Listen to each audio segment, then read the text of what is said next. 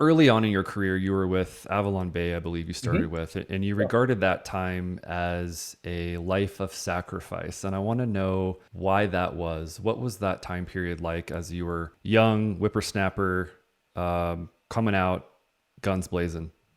Yeah. So first job in this business, got it because I wanted to save money on rent.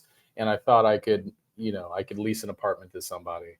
And I think I might have mentioned, I've told the story before that, you know, my first interview, no one showed up for. They forgot that I had the interview. So I had to go back a couple times and, and say, listen, I think you're missing out on an opportunity to have me work for you. And I didn't know what I know now, but I eventually convinced them that hiring me was a good decision, and yes. So I jumped right in with Avalon Bay. It's a big REIT out of Virginia, but really provided me some strong fundamentals in the business, helping me understand some of the core basics of our business, from customer service to to the basic business X's and O's, from leasing to occupancies, to basic, just the basic understanding of our business. I had good mentors around me, and really what helped me in that time, I had a great uh, regional manager, if you will.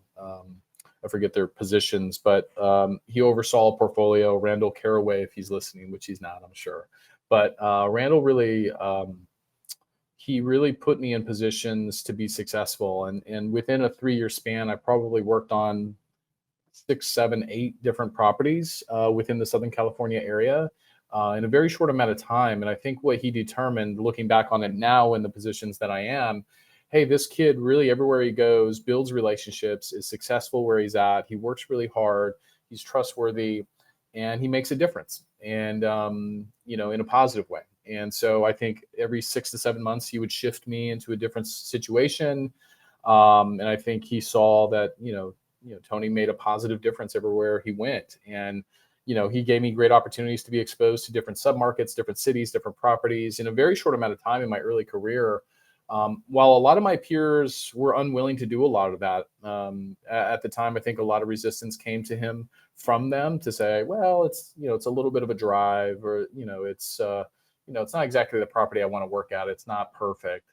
I said yes very often and very frequently. And listen, saying yes isn't the golden way to get things done or to get experiences. And you need to be strategic with your no's. But young in my career, I was determined to learn as much as I possibly could. So to me, that came with a lot of yeses. Hmm. Sure, I can do that. Sure, yeah, I can Yeah. do that. Yeah, I'm happy to do that. Yeah, give me a chance, right? And so that was my time at Avalon Bay. I look back on it very fondly, and with a grateful heart that they really put me in the position to be successful very early on in my career.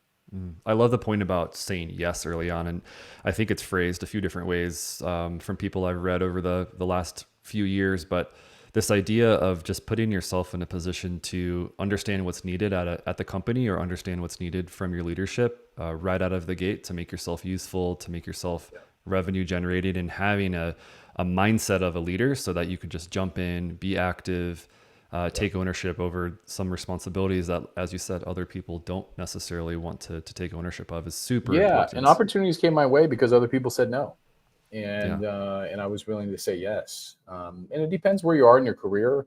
I'm in a different position now to where maybe I could say no more often. But in that early stage, I was just anxious and ambitious to learn as much as I can. If there was somebody that was willing to put me in a spot that I could learn from, I saw no reason to ever find a way or a way to wiggle out of it. Mm. And most of the time I was completely underpaid. I think that's important for anyone listening. I was not paid glamorously. I worked on some lease ups that were good, but it wasn't about the money. It was about the experience.